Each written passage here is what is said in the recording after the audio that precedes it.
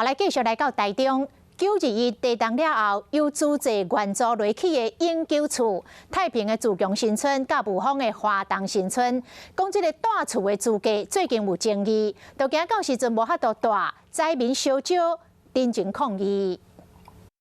来500位原住民伫台中市议会头前抗议921了后，太平的自强新村和雾峰的华东新村。原住民的永久厝完工，即马伫要会使大，煞逼出申请者的名单直直改变，阁会使继承。受灾户等22年，即马阁出现变数，决定要徛出来守护权益。灰地里面有4项的配注，第一项就是灾民，第2项是受灾户，第3就是弱势族群的原住民，第4就是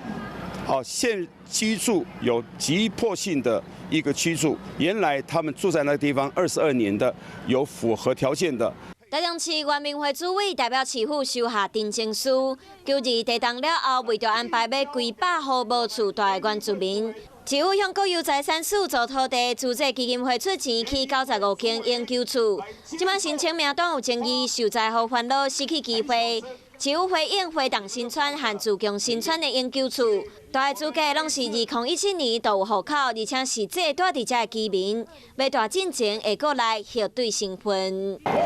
移转给市政府，我们才能办理这些配注跟的手续啊。我不会，市长不会把手伸进任何一个个案。那但是呢，配注的话，就刚才我讲的，一定要公平正义。第2个，一定要依法行政。市府强调，两边的永久厝即马当咧验收的阶段，而且申请使用执照，若一切顺利，年底进前民众就会使来住，一切拢依法行政。